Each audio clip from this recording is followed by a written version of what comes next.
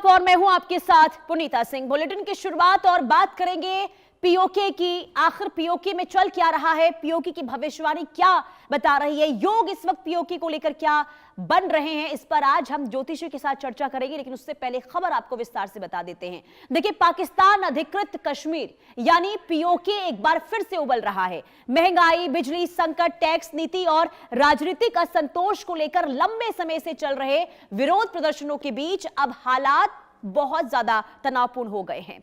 Media reports की माने तो पाकिस्तान ने पीओके में विरोध प्रदर्शन और संभावित अशांति को नियंत्रित करने के लिए भारी हथियारों से लैस करीब 8000 अतिरिक्त रेंजर्स तैनात कर दिए हैं।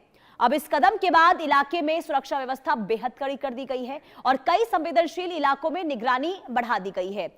रिपोर्ट्स में यह दावा हो रहा है कि प्रशासन किसी भी बड़े विरोध प्रदर्शन या फिर बगावत जैसी स्थिति को रोकने के लिए पूरी तरीके से तैयारी में जुटा हुआ है। वहीं दूसरी ओर स्थानीय संगठनों और प्रदर्शनकारियों का यह आरोप है कि उनकी आवाज दबाने के लिए सुरक्षा बलों की मौजूदगी बढ़ा दी जा रही है और यही वजह है कि क्षेत्र में तनाव और राजनीतिक टकराव की जो आशंकाएं हैं वो पहले से ज्यादा बढ़ गई हैं। पीओके में पिछले कुछ महीनों से आर्थिक संकट, बढ़ती कीमतों और प्रशासनिक फैसलों के खिलाफ प्रदर्शन देखने को मिल रहे हैं। कई बार इन प्रदर्शनों ने बड़े आंदोलन का रूप भी लिया है और ऐसे में अतिरिक्त रेंजर्स की तैनाती को लेकर कई सवाल खड़े हो रहे हैं। विशेषज्ञ ये मानते हैं कि अगर जनता और प्रशासन के बीच टकराव बढ़ता है तो हालात जटिल हो सकते हैं। हालांकि पाकिस्तान सरकार की ओर से इसे कानून व्यवस्था बनाए रखने के लिए उठाया गया कदम बताया जा रहा है, लेकिन विपक्षी समूह और स्थानीय संगठन इसे असंतोष को दबाने की कोशिश के रूप में देख रहे हैं। लेकिन फिलहाल इस पूरे घटनाक्रम पर क्षेत्रीय और अंतर्राष्ट्रीय नजर बनी हुई है, क्योंकि पीओके में बढ़ता तनाव पाकिस्तान के लिए एक नई राजनीतिक चुनौती बन सकता है। और ऐसे में यह भी कहा जा रहा है कि पाकिस्तान सरकार के लिए, वहां की सेना के लिए इस वक्त गंभीर स्थिति बनी हुई है। हमारे साथ राकेश चतुर्वेदी ज्योतिषी जुड़े हुए हैं। बहुत स्वागत है आपका राकेश जी इंडिया न्यूज पर। क्या योग बन रहा है इस वक्त पीओके को लेकर? क्या वाकई में पाकिस्तान इस वक्त टूट की कगार पर है? क्या है आपकी भविष्यवाणी से लेकर? नमस्कार। सर्वप्रथम तो इंडिया न्यूज के सभी दर्शकों को भी मेरा वंदन है। देखिए, आपको बता दें कि इसी मंच से हम लोगों ने बहुत पहले एक चर्चा किया था और मैंने बहुत ज्यादा इस पर गणनाओं के आधार पे मैंने बोला था कि हमारे पड़ोसी देश पाकिस्तान में जो है आने वाला समय जो है बहुत कठिन होने वाला है। और कठिनाई इस तरीके से भी कि वहां जो है सत्ता को लेकर के, जो वर्तमान सत्ता में बैठे हुए लोग हैं, जो वर्तमान शासन है, उसको लेके बहुत बड़ा विरोध और तख्तापलट और एक बार फिर से जो है पूर्णतया आर्मी आधिरस्त जो है आ जाएगा दिखाने के लिए। तो अभी वहां पर जो है एक लोकतांत्रिक सरकार है, लेकिन वास्तविक पूछा जाए तो अभी भी वहां आर्मी, लेकिन प्रत्यक्ष रूप से भी एक बार फिर से वहां पर आर्मी गवर्निंग पावर हो जाएगी। प्रत्यक्ष रूप से फिर से एक बार वहां पर आर्मी का ही शासन होगा। विद्रोह की आग जो है सिर्फ जो है बलूचिस्तान या एक विशेष हिस्से को नहीं बल्कि पूरे पाकिस्तान को जलाने वाली। और आपको बता दें गीता जी, अभी इसका तो सिर्फ शुरुआत हुआ है। अभी 27 तारीख को, 27 जुलाई के बाद जो है जैसे ही शनि वक्री हो जाएंगे उसके बाद इसका वास्तविक विकराल स्वरूप देखने को मिलेगा। चाहे कितने भी रेंजर लगा दें, कितने भी सुरक्षा को बढ़ा दें, कितना भी लोगों को बांधें, वहां पर बलूचिस्तान से लेकर के पाकिस्तान के हर एक हिस्से में जो है गृह युद्ध जैसी, विद्रोह जैसी चीजें निकल कर आएंगी। लोग सड़कों पर आएंगे, लोग विद्रोह करेंगे, हथियार उठाएंगे और सरकार को झुकना पड़ेगा।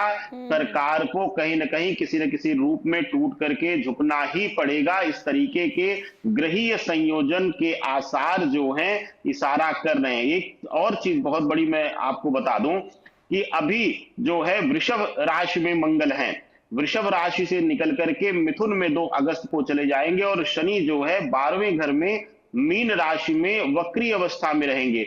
यह स्थिति पाकिस्तान के लिए बहुत भयावह होने वाली है। बलूचिस्तान के साथ साथ पाकिस्तान के जो है मुख्य शहरों में बड़े जो है हमले, आतंकवादी हमले, जो है बम विस्फोट इत्यादि आत्मघाती हमले, यह सभी देखने को आने वाले समय में पाकिस्तान में मिलने वाले हैं। बिल्कुल, यानी कि योग अच्छा नहीं चल रहा है इस वक्त पाकिस्तान का। लेकिन क्या वाकई में भविष्यवाणी इसे लेकर आपकी क्या बता रही है कि पीओके को लेकर अब वो दिन दूर नहीं जब भारत में भी शामिल हो सकता है? क्या ऐसा भी योग है क्या कोई? पुनीता जी, आप ही के मंच पर अभी मुझे लगता है 1 हफ्ते हुए हैं रात्रि वेला के शो में मैंने इस विषय पर एक गहन अध्ययन के साथ जो है सटीक भविष्यवाणी को रखा था। अब जो भारत है, अब देखिए कि गुरु जो है अतिचारी अवस्था में है और उच्च का है। ऐसी अवस्था में भारत भले ही गुरु प्रधान रहा है, हम झुकना पसंद किए हैं, लेकिन अब जो है विगत जो है 1.5 से 2 सालों में आप देखेंगी भारत और ज्यादा कूटनीतिज्ञ हुआ है। और ऐसी अवस्था में जो परिस्थितियां जो है वहां की है, पीओके की है, पाकिस्तान ऑक्युपाइड बाय कश्मीर की है, जो चीजें वहां की ग्रह दशाएं हैं, जो परिस्थितियां हैं, उसको देखते हुए भारत जो है प्रत्यक्ष रूप से अगर वह शामिल भी होना चाहेगा तो भारत प्रत्यक्ष रूप से उसको अपना अंग अभी नहीं बनाएगा।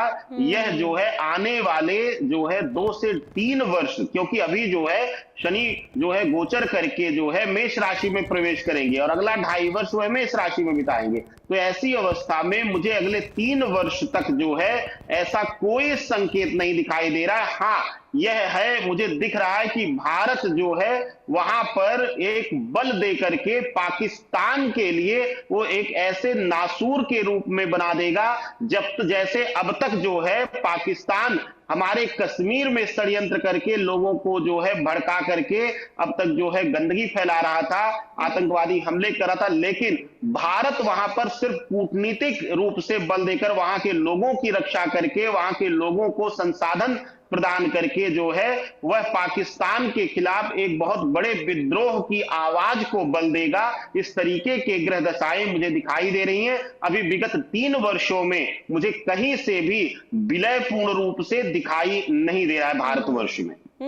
लेकिन जरा ये भी बताइए राकेश जी, ग्रह गोचर इस वक्त वहां की सरकार के लिए, खास करके शहबाज शरीफ के लिए क्या बता रहे हैं? और आसिम मुनीर क्योंकि पावरफुल व्यक्ति हैं पाकिस्तान के और जो वो चाहते हैं वो इस वक्त वहां पर कर रहे हैं, उनको लेकर ग्रह क्या बता रहे हैं? उनको लेकर भविष्यवाणी आपकी क्या है? क्या उनका एक छत्र राज इसी तरीके से पाकिस्तान पर चलता रहेगा? पुनीता जी, बहुत सर्वोत्तम प्रश्न है। और जितना मैंने जो ऑपरेशन सिंदूर के समय जितना इन 2 व्यक्तियों के चेहरों पर, भाव भंगिमा पर और जो शोध मैंने किया था, मैंने तब भी बोला था कि 2026 के मध्य आते आते जो है इन दोनों को लेकर के नकारात्मकता और बढ़ेगी। आसिम मुन्नीर हो या फिर वहां पर जो है शरीफ का जो प्रभाव है, दोनों ही जो है अपने अंत की तरफ जा रहा है। हाँ, आने वाले समय में आर्मी ही वहां पर जो है प्रभावी होगी, लेकिन वहां पर जो है मुन्नीर का प्रभाव जो है समाप्त होगा। कोई नया जो है एक डिक्टेटर के रूप में जो है सत्ता अपने हाथ में लेगा। इस तरीके के प्रभाव देखने को मिल रहे हैं। और आने वाला समय, मैंने जैसा कि आपको बताया कि 27 जुलाई के बाद शनि जैसे ही वक्री होगा, आप देखिएगा कि अभी जो है पीओके, बलूचिस्तान इत्यादि में जो है आवाजें विद्रोह की उठ रही है। यह जो है विशेष रूप से जो है इस्लामाबाद और लाहौर तक भी पहुंचेंगी और वहां भी सत्ता को लेकर के, वहां के प्रधानमंत्री को लेकर के, वहां के आर्मी चीफ को लेकर के जो है विद्रोह होगा। सत्ता से हटाने का प्रयास होगा, पद से हटाने का प्रयास होगा। जो है विशेष रूप से शरीफ के लिए तो मैं कहता हूं कि वहां पर बहुत जल्द उनको अपने पद से भी हाथ धोना पड़ सकता है। इस तरीके के आसार शनि वक्री अवस्था में दिखाई दे रहे हैं। 27 जुलाई से लेकर के दिसंबर भविष्यवाणी है या फिर शहबाज शरीफ की राकेश जी? शहबाज शरीफ को तो इसी दौरान ही जो है पद से हाथ धोना पड़ सकता है। आसिफ मुन्नीर अभी जो है बने रह सकते हैं, लेकिन उनका भी प्रभाव धीरे धीरे समाप्त होगा। उनके लिए भी उनके ऊपर कोई नया डिक्टेटर आ सकता है। इस तरीके की चीजें प्रभावी रूप से दिखाई दे रही हैं पुनीता जी। और देखिए, चर्चाएं तो हो भी रही है कि मरियम नवाज को वहां की प्रधानमंत्री के तौर पर चुना जा सकता है। अब क्योंकि विद्रोह लगातार बढ़ रहा है वहां की सरकार के खिलाफ शहबाज शरीफ को लेकर, क्योंकि कठपुतली इस वक्त सीधे तौर पर देखने को मिल रहे हैं कि जो आसिम मुनीर चाहते हैं उसी राह पर आगे बढ़ रहे हैं। लेकिन क्या खैबर पख्तूनख्वा की बात कर ले, बलूचिस्तान की बात कर ले, पीओके को लेकर तो आपने बता ही दिया क्या स्थिति बनी हुई है। लेकिन क्या ये, क्योंकि अलग मुल्क ये सभी चाहते हैं, ये जो दो प्रांत है ये अलग मुल्क चाहते हैं, पाकिस्तान से अलग होना चाहते हैं, क्या वाकई में भविष्य में ये दोनों ही प्रांत अलग हो सकते हैं, अलग मुल्क बन सकता है? क्योंकि वहां पर भी विद्रोह बड़े पैमाने पर देखने को मिल रहा है राकेश जी। देखिए, जो दोनों प्रांतों का आपने चर्चा किया, ये दोनों की जो है स्थितियां ऐसी हैं, ग्रहीय संयोजन ऐसा है कि यह एक विद्रोही अंग बनेगा। जैसे कि हम आज के समय में तालिबान की स्थिति देख रहे हैं, जो परिस्थितियां तालिबान की है वही स्थितियां मुझे इन दोनों प्रांतों की दिखाई दे रही है।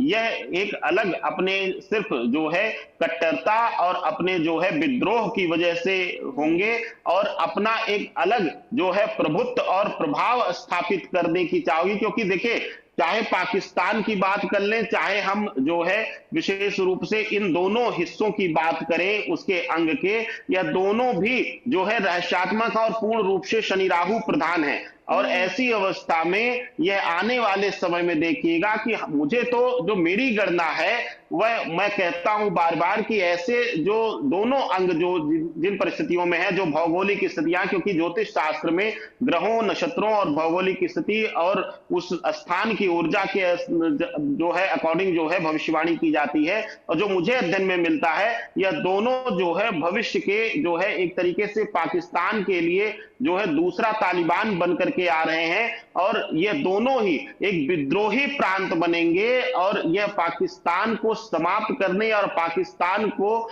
जो है सबसे ज्यादा जो उंगली करेगा या आंख दिखाएगा, वह ये दोनों प्रांत ही होने वाले हैं। लेकिन देखिए, एक तरफ तो विद्रोह की लहर लगातार राकेश जी पाकिस्तान से सामने आ रही है, दूसरी तरफ आर्थिक संकट भी बहुत ज्यादा है पाकिस्तान के ऊपर, कर्ज में डूबा हुआ है पाकिस्तान।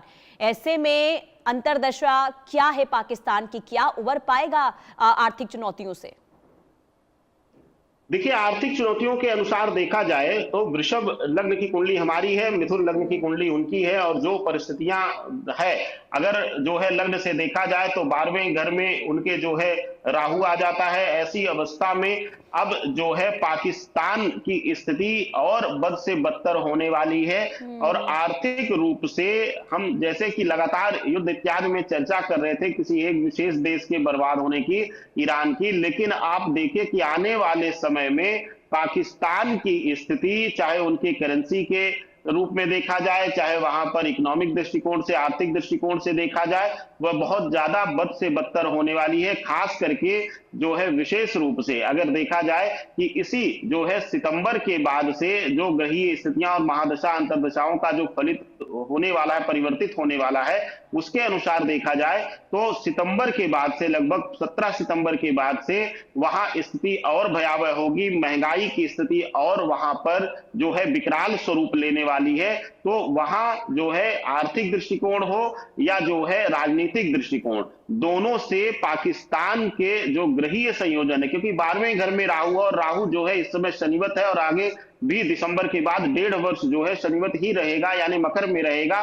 तो ऐसी स्थितियों में पाकिस्तान के लिए बहुत अच्छा हम प्रभाव नहीं कह सकते हैं, आर्थिक और राजनीतिक दोनों लिहाज से।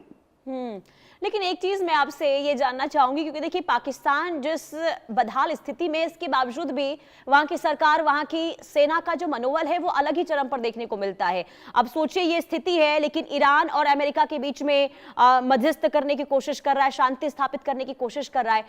हालांकि देखिए तुलना नहीं करनी चाहिए, लेकिन अगर हम पाकिस्तान और भारत की कुंडली की तुलना करते हैं तो जरा इसके बारे में समझाइए कि कहां पर पाकिस्तान है और कहां पर भारत है। देखिए प्रीता जी, अगर पाकिस्तान और भारत की कुंडली का अगर ग्रहों के अनुसार तुलना किया जाए तो सबसे जो प्रभावी एक चीज बस समझ लीजिए कि हमारा वृषभ लग्न है और लग्न का राहु है, उनका जो है 12वें घर का राहु, मोक्ष घर का राहु जो है विनाश कराता है, गलत अहंकार देता है, जो है भोजन ना होते हुए भी जो है कर्ज का वस्त्र लेकर के, कर्ज की गाड़ियां लेकर के, एक सामान्य अगर ज्योतिष गणना में आप इसको समझिए कि खाने के लिए ना हो लेकिन कर्ज पे वस्त्र लेके अच्छा वस्त्र और अच्छा भोजन अच्छे रेस्टोरेंट में बैठ के खाने की आदत दिलाता है। यही अवस्था जो है पाकिस्तान की है। अगर भारत की तुलना किया जाए तो भारत जो है वृषभ लग्न में राहु जो है एकदम से स्वाभिमानी बनाता है, आत्मसम्मान के लिए लड़ने वाला बनाता है, और हम दिखावा करने वाले नहीं है। लेकिन वहीं पाकिस्तान की स्थिति सिर्फ जो है दिखावे की है, और इसी दिखावे में वह बर्बाद हो रहा है। और जो आर्मी की स्थिति आपने कहा, क्योंकि आर्मी जब 12वें घर में राहु बैठ जाता है, आर्मी का कारक ही जो आर्मी के बल का कारक ही जो है मंगल और राहु है, तो 12वें घर में राहु बैठ करके जो है झूठ, आडंबर, मायाजाल फैलाना, और उनको जो है विशेष रूप से अपने मान सम्मान की भी चिंता ना होना, यह जो है उनके लिए सबसे ज्यादा जो प्रभाव दिखाता है। और यही कारण है कि वह जो है बड़बोलेपन में वह भी बोल जाते हैं जो 10 दिन बाद उनको मुंह छिपाना पड़ता है, अंतर्राष्ट्रीय स्तर पर, चाहे मीडिया से हो, चाहे अंतर्राष्ट्रीय स्तर पर जो है राजनीतिक दृष्टिकोण से हो। तो ऐसी अवस्था में उनके लिए जो ग्रहीय संयोजन है वह सिर्फ दिखावे का है, आडंबर का है, और बहुत ज्यादा बड़बोलेपन का है। लेकिन हम जो है गुरु प्रधान और लग्न का राहु जो है हमारे लिए अपनी शक्तियों में वृद्धि करते हुए हम ठहराव के साथ हम झुक करके आगे बढ़ते और अपने आत्मसम्मान की लड़ाई लड़ते हैं। हम किसी के लिए जो है विशेष रूप से आत्मघाती नहीं है, हम आत्मसेवा करने वाले लोग हैं, हम जन सेवा करने वाले लोग हैं। बिल्कुल, बहुत शुक्रिया जुड़ने के लिए इंडिया न्यूज पर राकेश जी। अब आगे बढ़ते हैं और बड़ी खबर का